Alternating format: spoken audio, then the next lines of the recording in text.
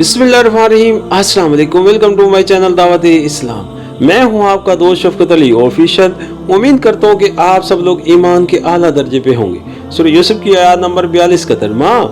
फिर उनमें से जिसके मुतल्लिक ख्याल था कि वो रिहा हो जाएगा, उससे यूसुफ अलैहिस्सलाम ने कहा, अपने रब शाह मिस्र से मेरा जिक्र करना।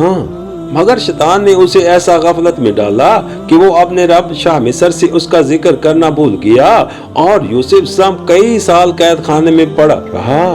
सूरह यूसुफ हाशिया नंबर 35। इस मकाम की तफसीर बाज़ मुफस्सिरीन ने ये की है कि शैतान ने हजरत यूसुफ अलैहिस्सलाम को अपने रब यानी अल्लाह ताला की याद से गाफिल कर दिया और उन्होंने एक बंदे से चाहा कि वो अपने रब यानी शाह मिस्र से उनका तज़किरा करके उनकी रिहाई की कोशिश करे। इसलिए अल्लाह ताला ने उनको ये सजा दी कि वो कई साल तक जेल में पड़े रहे। दर हकीकत ये तफसीर बिल्कुल गलत है। सही यही है जैसा कि इलामा इब्न कसीर और मुक्तादामीन में से मुजाहिद और मोहम्मद बिन इसाक वगैरह ने कहा है कि फंसा की ज़मीर उस शख्स की तरफ फिरती है जिसके मुतल्लिक हजरत यूसुफ का गुमान था कि वो रिहाई पाने वाला है। और इस आयत के मानी ये हैं कि शैतान ने उसे अपने आका से हजरत यूसुफ का जिक्र करना भुला दिया। इस सिलसिले में एक हदीस भी पेश की जाती है कि नबी करीम सल्लल्लाहु अलैहि वसल्लम ने इरशाद फरमाया कि अगर यूसुफ ने वो बात ना कही होती जो उन्होंने कही तो वो कैद में कई साल न पड़े रहते।